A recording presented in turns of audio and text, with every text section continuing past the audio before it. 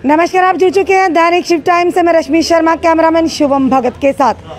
दर्शकों, बात एब्रोगेशन 370 और 35 से हुआ। हमारी जनता ने बाहें पसारे उसका वेलकम किया, स्वागत किया और वायदा किया गया था आत्मनिर्भर भारत का डेवलपमेंट होगी, प्रगति के नए रास्ते खुलेंगे और रोज़गार मुहैया होगा।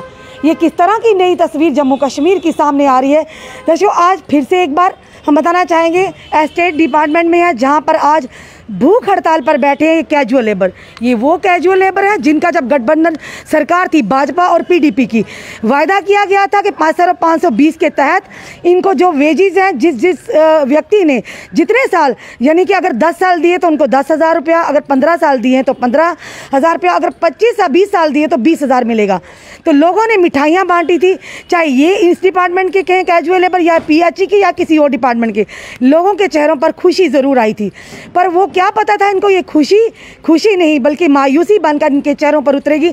जो इस समय साफ हम बता रहे हैं, एक तरफ से नारा लगाया जाता है बेटी बचाओ बेटी पढ़ाओ का, भाजपा सरकार का, और ये जो बैठी हैं महिलाएं, ये क्या हमारे जम्मू कश्मीर की बेटियां नहीं, किसी की बहनें नहीं, किसी की माएँ नहीं है क्या? ये समय हम आपको यहाँ के लगातार लाइव विजुअल्स बता रहे हैं एस्टेट डिपार्टमेंट के बाहर के, जहाँ पर लगातार हंगर स्ट्राइक पर ये कर्मचारी बैठे हैं, जिन्होंने एक उम्मीद लगाई थी कि अपने परिवार का अच्छी तरह से पालन पोषण करेंगे, एक बेहतर मुस्तकबिल देंगे अपने बच्चों का, पर कहीं ना कहीं ये गुमनामी के अंधेरे में गुम होते जा रहे हैं। पर इनकी आवाज़ सुनने वाला कौन है? और देखिए, इनमें से कुछ महिलाएं तो रिटायरमेंट के पास भी होंगी बिल्कुल, या जो हो भी चुकी होंगी, उनका तो ऊपर वाला ही भगवान भरोसे, पर जो ये समय कार्यरत हैं। आखिर किस तरह की सरकारें आती हैं कि कहते हैं government is by the people, for the people end of the people. ये किस तरह की सरकार आई है कि वायदे तो किए थे, कभी यूँ कहें कि पंचेस के इलेक्शन की, कभी बीडीसी के, कभी डीडीसी का लालच देकर इन लोगों को वोट बैंक की राजनीति के लिए इस्तेमाल तो किया गया था, पर इनके लिए क्या किसी ने सोचा? हर बार इनको मुंह की खानी पड़ती है। ये वो लोग हैं जो कम तनख्वाह में भी पूरी अपनी ड्यूटी देते हैं, पर क्या इनका हक नहीं बनता कि अगर वाकई जनता ने सरकार बनाने में इतना बड़ा योगदान दिया, तो क्या सरकार का कर्तव्य दायित्व नहीं बनता कि इनकी भी परेशानियों को सुना जाए? जब हमने कल रविंदर रैना जी से बात की थी, रविंदर रैना जी कहते थे ये पुरानी सरकारों की, यानी कि जिस तरह से हम कहें, हम डॉक्टर जितेंद्र सिंह ने कहा था पुरानी सरकारों का पाप है जो हमारे गले पड़ा है। अरे अगर वाकई पाप था तो फिर आपने अपने मैनिफेस्टो में ये क्यों रखा था कि सबसे पहले कैजुअल लेबर्स, डेली वेजर्स को पक्का किया जाएगा जब हमारी सरकार केंद्र में आएगी? यानी कि झूठ पे झूठ। चलिए यहाँ पे बैठे लोगों से भी बात करते हैं। जी सर, आपका नाम? मेरा नाम श्री मुख्तियार अहमद वानी जी। क्या कहेंगे मुख्तियार जी आप? सबसे पहले आपका गुलिस्तान न्यूज़ चैनल का जो आपका जो है सर, ये मेरा दैनिक शिफ्ट जो आपका चैनल है, इसका शुक्रगुजार हैं आपके माध्यम से, जो आप हमारे पास आए, हमारे गरीब मुलाजम तबका जो है इनकी आवाज़ को आप उजागर करते हैं। स्टेट डिपार्टमेंट एक ऐसा डिपार्टमेंट है कि स्टेट्स के डिपार्टमेंट के जो मुलाजम स्ट्राइक पे बैठे हुए हैं, मैम 25 साल हो चुके हैं हमें डेली वेजर, 26-27 साल। आपने देखा ये जो पीछे हमारी महिलाएं हैं, बहुत सारी बुजुर्ग हैं, विधवा औरतें इसमें हैं, लेडीज़ है, बेटी बचाओ बेटी पढ़ाओ नारा है पूरे हमारे देश का। और आज शर्म की बात है, स्टेट डिपार्टमेंट ऐसा डिपार्टमेंट है, इसका चार्ज खुद सीएम के पास होता है। आज तो गवर्नर से, यहाँ पर जितने भी गवर्नर्स आए उन्होंने JNK में आकर 1-2 साल रहे यहाँ पर और झूठी वादे किए, झूठी फैसले किए। अगर एक गवर्नर को अपना घर नहीं संभाला जाता है तो वो गवर्नर JNK को कैसे संभालेगा? अभी स्टेट डिपार्टमेंट की हम बात करते हैं। जम्मू श्रीनगर में 450 लड़का जो कैजुअल लेबर काम करता है और हमारी कंटिन्यूस सैलरी हमारे पास आती है, ऐसा भी नहीं है। और कैबिनेट डिसीजन के थ्रू JNK में हमें रखा हुआ है। जैसे अभी हमारे बीजेपी के बड़े बड़े कार्यालय वाले कहते हैं आओ ये बैक डोर से आए हैं, हम फ्रंट डोर का रास्ता दिखा रहे हैं कि भाई जो डिपार्टमेंट एक कैबिनेट डिसीजन के थ्रू अपने मुलाजिम को तनख्वाह कंटिन्यू दिया जाता है, उसके बाद कौन सा बैक डोर है? कैबिनेट का ऑर्डर फ्रंट डोर होता है या बैक डोर होता है?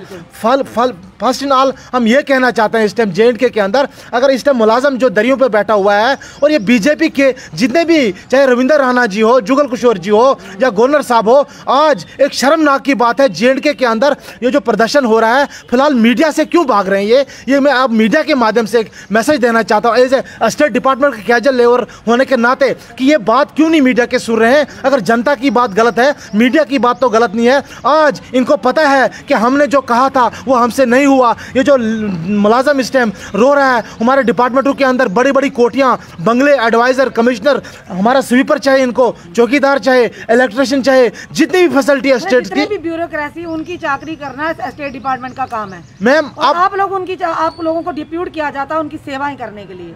आज भी मतलब ये जो मुलाजिम यहाँ पर बैठा हुआ है, वो लोग आज गाड़ियाँ भेज रहे हैं और फ़ोन कर रहे हैं, बल्कि दिल्ली तक फ़ोन किए हैं, मुलाजिम स्टेट को भेजो वापस। अरे हमने क्या स्टेट के नाम को करना है मैम, जब हमारे घर नहीं चलेंगे, हमारी बच्चियाँ नहीं पढ़ेंगी, हमें फीसें नहीं होगी, खाना नहीं होगा, ऐसी बेटी बचाओ बेटी पढ़ाओ का नारा को था, पर ये बेटियां आज खुद सड़कों पर, ये क्या अपनी बेटियां, यही तो सच्चाई है। सामने आप देख रहे हैं मीडिया के माध्यम से, ये बेटियां और ये बुजुर्ग, ये माताएं, ये बेटी बचाओ बेटी पढ़ाओ, सबका साथ, सबका विकास, यही विकास है देश के अंदर। बेटियां आज भूख हड़ताल पे बैठे हैं, हमें मच्छर काट रहे हैं, कोई अभी तक हमारे पास नहीं आया। सरकार ने तो मैनिफेस्टो में रखा था ना, जब हमारी अगर सरकार आती है केंद्र में तो जरूर हम इसका सबसे पहले यही रखा था कि डेली वेजर का या कैजुअल लेबर का समाधान करेंगे। हमें यही फायदा हुआ मैम। अब रविंद्र रैना जी की स्टेटमेंट चेंज होती है, कहते हैं अब सीएम बनेगा तो तब करेंगे। मैम सीएम क्या, ऐसी जैसी नीतियां इनकी हैं, जैसी इनकी पॉलिसियां हैं, मुझे लगता है एक पेंच, वार्ड पेंच जो होता है, आने वाले वक्त में हमारे जेएंडके के अंदर एक वार्ड पेंच की सीट नहीं रविंद्र रैना जी निकाल सकते हैं। मैं चेतावनी देना चाहता हूं, अगर ये सीएम बन सकते हैं, ये हमारे पास जेएंडके के अंदर इन्होंने हमारे साथ ऑल जेएंडके का ग्रुप जो है, जम्मू कश्मीर का जितने भी डिपार्टमेंट्स है, हमने मीटिंग की, अपने साथ लिया, और डीडीसी चुनाव के टाइम जितना भी डेलीविजर इनके खिलाफ हो चुका था, इनके अपोजिशन में वोट डालना था, उन डेलीविजरों को पार्टी वर्कर बनाकर अपने हक में वोट लिया, और हमसे गलत वोट लेकर, मैं कहता हूं मैम, मैंने भी अपने कॉन्स्टिट्यूंसी में जाकर बीजेपी को, आज क्या अफसोस हो रहा है कि आपके आज अफसोस नहीं, बल्कि हम यहाँ पर जो बैठे हैं, हम तो चाहते हैं हमारे पास नवैन हो या कोई जहरी हो या कोई बंदूक से आकर यही गवर्नमेंट हमें मार दिया जाए, ताकि हमारे परिवार भी सुख शांति, वो भी इस टाइम तकलीफ में है। ये वो हुकूमत है मैम, इन्होंने एक आधार कहते हैं बायोमेट्रिक हमने डेलीविजर का कराया, क्या बायोमेट्रिक से घर चलेगा? बायोमेट्रिक हमारे पेट में जाएगा मैम? ये वो लोग हैं, इन्होंने चावल के ऊपर दाना जो हमें राशन मिलता था डिपो पर, उसका भी बायोमेट्रिक किया, जाके 10 दाने अंगूठे के साथ लगते हैं, ताकि वही 10 दाने लोग खा पाएंगे। जो बोरियों के जो तोड़ों में मिलता था राशन, वो बंद कर दिया। अरे अफसोस की बात है, ये शर्म की बात है। अच्छे दिन है ना सर, आपको कहा था अच्छे दिन आएंगे, हमारे स्टेट के तो अच्छे दिन हैं। आज स्टेट डिपार्टमेंट एक ऐसा डिपार्टमेंट है, हमें क्या कहा जाता है कि ये एलजी साहब का डिपार्टमेंट है, ये गवर्नर साहब का डिपार्टमेंट है, आपसे ट्रैक नहीं करना। आज हमने यही कहा है, गवर्नमेंट आए। एलजी साहब का डिपार्टमेंट, तो एलजी साहब को किसके लिए लाया है? जनता के लिए लाया है ना, जनता की आवाज सुनने के लिए। और ये वही एलजी साहब हैं जिनको जनता का जिनके ऊपर बड़ा विश्वास था कि ये मनोज सिन्हा एक अच्छी छवि रखने वाले, एक काफी अच्छा बैकग्राउंड था सियासत का, तो कहीं ना कहीं इनसे उम्मीदें थी। तो क्या कहें? मुझे मैम सबसे जो गवर्नर से है, मुझे लगता है झूठ बोलने वाला सेना साहब दिखाई देते हैं, क्योंकि जैसे उन्होंने मीटिंग की फ्रंट से, ऑल जेएंडके का फ्रंट, उन्होंने इसको 26 जनवरी का टाइम दिया कि आज इस दिन में मिनिमम वेजेस एक्ट भी आपके लिए आ सकता है, एक प्रधानमंत्री कार्यालय से प्रधानमंत्री पैकेज का एक हम आपको लॉन्च कर सकते हैं। पूरे जेएंडके के अंदर जितने भी डेलीविजर है, ऑल डिपार्टमेंट 61,000 डेलीविजर, सबके परिवार ऐसा देख रहे थे कोई दिवाली या ईद या त्यौहार हो, ऐसे खुशी आने वाली मरकज से पार्लियामेंट सेक्शन में बजट हुआ, एक 0 पॉइंट पे एक भी पॉलिसी नहीं है। आज देखो, अपना पैसा, अपना खजाना, अपनी पॉलिसी, अपने जो पैसा इनको मिलेगा ब्यूरोक्रेट की तरीके पर, उसकी लिए पॉलिसी लॉन्च हुई, लेकिन डेलीविजर की पॉलिसी जेएंडके में न कोई सेना साहब का शब्द है। कल भी आपने देखा वीडियो आई, वो हर पंचायत के लिए उन्होंने, क्योंकि उसकी फंड्स जाती है, उसका पैसा वापस आता है, वीडियो वो शेयर इनको भेजता है, वो पैसा भेजा, 1-1 करोड़ एक सरपंच को मिलेगा। डेलीविजर, ये लेडीज, ये माताएं, ये बहनें, इनकी आवाज़ अभी सेना साहब को, अभी बदकिस्मती की बात है, जो भी सेना साहब या कोई भी गवर्नर हो, आवाज़ उनके जहन तक पहुंच जाती है तो रात के 10 बजे सेना साहब तब्दील हो जाते हैं। हम क्या करें? ये 5वां जो भी गवर्नर जब अपना काम करें, जब उनको सच्चाई सामने आती तो उनको तो चेंज हो जाते। जैसे पहले सत्यपाल मलिक जी थे, फिर गिरीश चंद्र मुर्मू जी आए। जब तक जनता की आवाज़ उन तक सही समझ आती है तो वो चेंज हो जाती है। मैम, जैसे ही ये देखा जाता है कि जेएंडके के अंदर गवर्नर तक पूरे जेएंडके के जो मसले हैं, पूरे मसाइल हैं, गरीब जनता की आवाज़ इनके जहनों में पहुंच चुकी है, उन्होंने कमेंट किया होता है, मीटिंगें बिठाई होती है, उसके बाद उस फैसले को लेना होता है। लगातार आप कितने दिन से यहाँ बैठे हुए? आज 5वां दिन है मैम हमारा। कोई आपको रिप्रेजेंटेटिव आया बात करने के लिए, या कोई भी आपसे बात करने आया कि उठाइए से ट्राई किया, हम आपकी बात को सुनते हैं? मैम, हमारे पास एक ही एक खुशी है हमारे जेएंडके के अंदर, अपने परिवार को जो हम पैगाम देते हैं, वो पूछते हैं कि अब आप रात को बैठते हो, खाते क्या हो, बैठे कैसे बैठे हो, दरियों पर आप मुकुड़े कीड़े सांप खा सकते हैं आपको। उनको हम यही कहते हैं कि हमारे पास मीडिया आती है। एक ही खुशी हमारे पास है कि J&K के अंदर जितने भी मीडिया जम्मू कश्मीर के हैं वो हमारी आवाज़ को इस टाइम उठा रही है और इन तक पहुंचा रही है। लेकिन आज बदकिस्मती की बात है कि आज रविंदर राणा जी भी मीडिया से डरता है। मैं ये अफसोस की बात कहता हूं, उनको डरना नहीं चाहिए। वो तो इस टाइम रनिंग सरकार है, पूरे हिंदुस्तान को चला रहे, देश को चला रहे, उनको भागना नहीं चाहिए। जवाब ही नहीं होगा तो वो मीडिया से भी तो कन्नी काटेंगे ना सर। मैम क्योंकि उनके झूठ, अपने वायदे जो किए हुए थे वो हम तो पूछेंगे भाई वादे किए थे, कहाँ गए आपके वो वायदे? जितने उनके झूठ थे वो पूरे हो चुके हैं। अब उनके पास झूठ भी नहीं बच चुका है। अब उनके पास कुछ बचा ही नहीं हुआ है। बताएं तो बताएं क्या मैम? धन्यवाद। चलिए महिला बैठी से जानते हैं मैम, जो कि केंद्र शासित प्रदेश हो गया जम्मू कश्मीर, अब तो मिनिमम वेजेस एक्ट लागू करने में इतनी देर, क्योंकि जब 370 एब्रोगेशन होना था वो किया था, पब्लिक डोमेन में नहीं लाया गया। वो जिस तरह से सरकारों ने चाहे वैसा फैसला लाया, चाहे टोल प्लाजा की बात करें, चाहे महंगाई की मार की बात करें, चाहे प्रॉपर्टी टैक्स की बात करें। पर जब इस तरह की बात है जहाँ सरकार का फायदा होता है तो वो पब्लिक डोमेन में आने की ज़रूरत ही नहीं लाते हैं, वो खुद ब खुद रातों रात फैसले कर देते हैं। तो जिस तरह से मिनिमम वेजेस एक्ट क्यों नहीं अभी तक लागू हुआ? अब तो मैं मीडिया वाले से यही शुक्रिया अदा करना चाहती हूँ कि आप हमारी आवाज़ ऊपर तक पहुँचाते हैं। सरकार का जिस काम में अपना फ़ायदा होता है सरकार वही काम करती है। तो हमारा डेली वेजरों का क्या करेगी सरकार? बजट में तो कुछ किया नहीं उन्होंने। हमारे हमें तो बहुत ही उम्मीदें थी बजट में कि सारा इंडिया ही बोल रहा था कुछ तो कुछ मतलब होगा ही होगा डेली वेजरों का, लेकिन इन्होंने कुछ नहीं किया। जिस दिन से हमें पता चला है सरकार ने कुछ नहीं किया, उस दिन से तो हम बिल्कुल ही ऐसे मर चुके हैं। यहाँ पे हम बैठे हैं आज 5 दिन हो गए हैं, हमें किसी ने नहीं पूछा। परिवार भी, आप महिला जो जितनी बैठी हो आप भी परिवार वाली हैं। हाँ, तो मोदी जी का नारा था भाजपा सरकार का, बेटी बचाओ बेटी पढ़ाओ। जब तो हम आप खुद बेटियां आज यहाँ बैठी हुई हैं धरना प्रदर्शन पे, तो आपके घरों में जो यहाँ व्यक्ति और भी पुरुष भाई भी बैठे हुए हैं, इनकी भी बच्चियां होंगी घर में, किस तरह से पढ़ाएंगे? जब पैसा ही नहीं है, जब इन पे कोई इस तरह का रोजगार ही पक्का नहीं है, किस तरह से पढ़ाएंगे बेटी को? सभी का परिवार है, लेकिन 225 रुपए में कोई क्या करेगा? बेटी पढ़ाएगा या बचाएगा? कुछ नहीं कर सकते। हमें तो यही उम्मीद है कि अगर लास्ट में हमारा सरकार कुछ नहीं करती है तो हमें कुछ खा के ही मरना चाहिए इधर। अगर हमारा सरकार ने कुछ नहीं किया, हम इधर बैठेंगे नहीं, बाहर निकलेंगे रोडों पे, हम गाड़ियां तक बंद कर देंगे, पुल तक बंद कर देंगे। हमारा कुछ तो कुछ सरकार ने करना ही चाहिए कि हमें 25-25 साल हो गए हैं इस डिपार्टमेंट में खज्जल होते हुए। रिटायरमेंट भी पास होगी, रिटायरमेंट के पास कई लेडीजों की तो उम्र ही बिल्कुल हो गई है। घर पे लेकर जाएंगे क्या लेके जाएंगी? हम तो बोल रहे हैं सरकार को कि जिनकी उम्र हो गई है उनको बकाया दे दो, जो उनका 30-30 साल का बकाया बनता है उनको दे दो। जिनकी उम्र है, थोड़ी नौकरी है, 5-5, 10-10 साल, उनको आप रेगुलर पॉलिसी दे दो। हम तो यही सरकार से कहना चाहते हैं कि हमारा जल्द से जल्द कुछ करो, नहीं तो आपके लिए बहुत मुश्किल हो जाएगा। अगर कल यहाँ पे कोई मर जाएगा सरकार के जुम्मे लगेगा वो सब कुछ। चलिए, हमारे बीच में एनसीपी के बहुत ही कार्यकर्ता, ये एक्टिव कार्यकर्ता कहेंगे, नेतागण भी रहे, युवा नेता हर जगह जब भी हम पहुँचते हैं, बेशक हम अपने माध्यम से नहीं ला पाते, पर हमने किसी नेतागण को जो इस समय रूलिंग पार्टी है उनके नेताओं को नहीं देखा यहाँ जो वोट मांगने आते हैं। पर इस व्यक्ति को हमने रोज़ देखा, हर जगह देखा, इनको उपस्थित देखा है। जब भी कहीं हमारी जनता को ज़रूरत पड़ती है ये व्यक्ति बिना यानी कि निस्वार्थ होकर वहाँ बैठ जाते हैं। इनका नाम है ऋषि किलम जी, इंजीनियर ऋषि किलम जी। चलिए इनसे जानते क्या कहेंगे ऋषि जी। मैम, पहले तो मैं ये कहना चाहता हूँ आपके तो मैं हमेशा फॉलो करते हैं सारे आपको, लेकिन जिस हिसाब से आप ने भाजपा के अध्यक्ष के इंटरव्यू करते हैं तो मुझे ये कहना है कि वो आपके इंटरव्यू फेस नहीं कर पाते क्योंकि आपके सवाल जो आप जनता डेली वेजर्स के सवाल प्रश्न उठाते हैं उनके पास जवाब नहीं है उसका। कल भी मैंने आपका इंटरव्यू वहाँ देखा तो वो फेस नहीं कर पा रहे थे क्योंकि आप उनसे जनता के जो सवाल थे वो पूछ रहे थे, CISF के सवाल, डेली वेजर्स के सवाल, आम जम्मू कश्मीर के लोगों के सवाल। लेकिन बड़े हैरानी की बात है, अच्छे दिन अगर आए तो भाजपा के लीडर्स के आए। रविंदर रैना जी जो बड़े बड़े दावे करते हैं, मुझे ये बताइए ये बुजुर्ग है हमारे यहाँ पे, क्या इनकी एज है धरना प्रदर्शन की? जो रिटायरमेंट की एज पे है वो इस टाइम धरना प्रदर्शन कर रहे हैं। मुझे ये बताइए 225 रुपए इनको दिया जाता है पर डे। मैं आपके चैनल के माध्यम से ये कहना चाहता हूं कि मैं LG साहब डॉक्टर जितेंद्र सिंह को 500 रुपए पर डे दूंगा, वो अपने घर का गुजारा करके बताए क्या ये पॉसिबल है? आज के डेट में 225 रुपए में इनके बच्चों को स्कूल से निकाला गया, एग्जाम देने नहीं दिया। इससे बड़ी शर्म की बात क्या है?